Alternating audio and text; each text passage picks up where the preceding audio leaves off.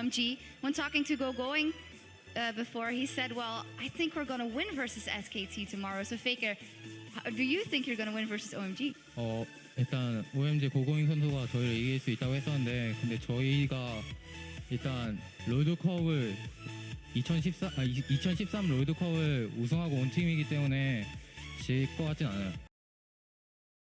SKT are destroying H2K's base. Top lane inhibitor is under fire. Bang and Marin are taking it down. The tower fell in the bottom lane. There'll be another inhibitor falling if they even want it. Nexus turret number 1 will be dropping at the 31st minute. Number 2 will follow shortly thereafter. And SKT are on the board. Marin's trying to do a bit of split pushing down in bot lane, but it's going to take him a little while to crack this base open, even with a gold lead like they have. Again, just playing it slow and steady. The team is obviously also thinking about the next match for them. Oh, here comes Faker. Going in with a bit of speed from that Righteous Glory.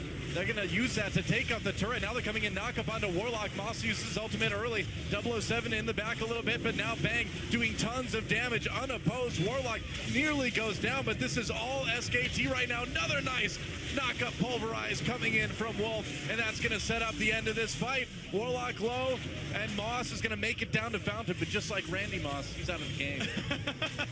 That was 3 kills. That was good. 3 kills quickly and easily picked up, and now it's time to close the game out. 20 seconds of the respawns, 5 versus 2, and there's no wave clear. It's just tanks. So SK Telecom T1 will take the game as they were meant to. A 28-minute win, 2-0 in the group stage. Yeah, Nexus goes down, and SKT takes it just like. Sivir buffing them up, they're going in. And here they go, Dev's gonna get cleansed, but it's not gonna be nearly enough. Faker picks up the kill, Mako's next easily, and there's really not much that Amazing Jay's gonna do on this one. Pon Pop's yielding for a bit of damage, Sonya's to buy some time, but who even cares anymore? SK Telecom T1 barely take any damage as they ace Edward Gaming. It's just a formality now for the Nexus. That's gonna do it. 3-0 start to the World Championship. SKT undaunted take down Edward Gaming. For now, SKT held off. The wave clear is pretty good for H2K. Ryu can handle a lot of that, even if it is Baron buff. But it seems like it's only a matter of time. And a minute 30 till Dragon comes back into. Oh, there's a Requiem. SK Telecom going in. They want the turret. They're going to burn the Karthus ult to get it. And they will get it. Wolf comes in, takes a lot of damage. He's going to pop his ult just in time as SK Telecom chasing down H2K. Bang! The damage from Bang is insane right now. Double kill. Can he get more? Triple kill. I believe he may have no, now quater yet, as Lulex and Notre Dame is still alive, but doesn't really matter. I think SKT is ready to end this one. Beautifully executed play there, pushing them off the turret with Easyhoon, and then when H2K thought it was safe to come back in, that's when Wolf attacked. That's right, and the attack is successful. The Nexus turrets go down. There goes the Nexus, and SK. Team fight there from SKT, moving in and out of the fight, and they can likely just finish up the game, but then it makes you wonder, why did AHQ start that Baron when they had a potential 5th Dragon? It's a question that AHQ will be asking themselves all the way through the offseason. SK Telecom destroy AHQ's Nexus and are one step closer to the Ladies and gentlemen, we're about to head to Shocks in the Interval Lounge to talk to the best mid laner in the world. Thank you.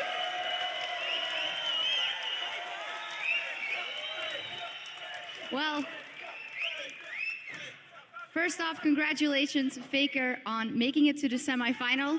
When we went into game 3, it looked like it was going to be a very clean 3-0 sweep for you guys, but then it was quite close, especially in that mid lane. What happened there?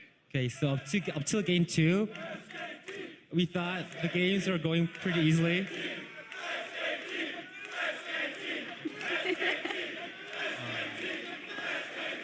Until game 2, it was pretty easy, but at game 3, yeah, the game was very hard, and during the mid lane phase, I rarely acknowledged my opponents as a very strong laner, but I thought that Gamester phase is very strong, and I had a very hard time against him.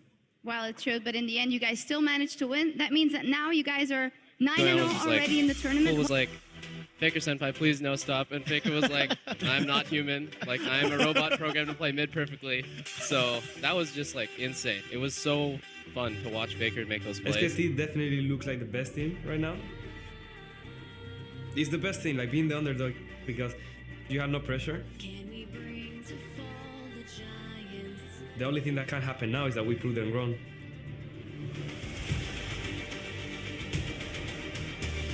피키 선수가 워낙 옛날부터 오래 온 게이머고 굉장히 지금까지 하는 것만 봐도 성실히 오래 했다는 거에 반증이라고 생각하니까 많이 경계를 하고 있어요. It is weird to prepare for two different guys. Especially at first I was thinking it would be Faker. 물론 제가 뛰고 싶은 건 맞지만 사실 지훈이 형이 나가도 크게 상관은 없어요. 지지만 않으면.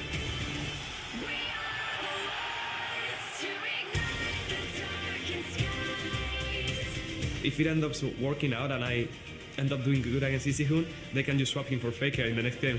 사실 페케 선수가 좀 예전부터 오랜 경험을 쌓아 오셨기 때문에 저희 둘 상대로도 1대1도 거듭나실 것 같다고 생각합니다.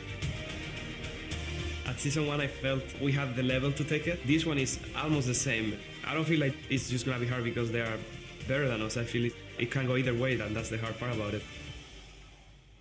Now a teleport comes in. Marin wants Soaz, and he's gonna find him. Look at the flame spitter dealing all the damage, burning his little top hat to the ground, and Soaz will die. Potentially his last death of the World Championship, as SKT are already onto the Nexus turrets. Niels goes down, 4-3, but it's not going to be enough. Faker wreaking havoc inside the base. There's turret number 2. There's no stopping him now. It's time for SKT to make it to the finals undefeated.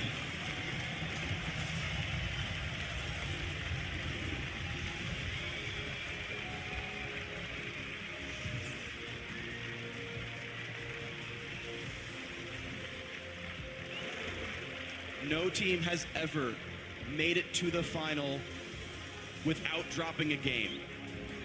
SKT could be not only the first double world champion, but the first undefeated world champion in history of the League World Championship. Yeah, this match kind of embodied how a lot of people saw this entire series play out.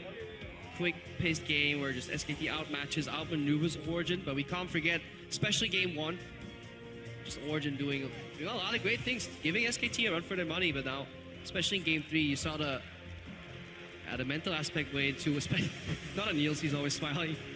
The mental aspect is key here. It's so taxing to play against a team like SK Telecom that are constantly pushing 3 lanes, constantly making cross-map plays. They force you to reevaluate the game state every couple of minutes and continue to pose these very difficult questions to you and force their enemy team to make decisions all game long. Eventually make a wrong choice and they punish you heavily for it. You can hear the chants of SKT coming out from the crowd.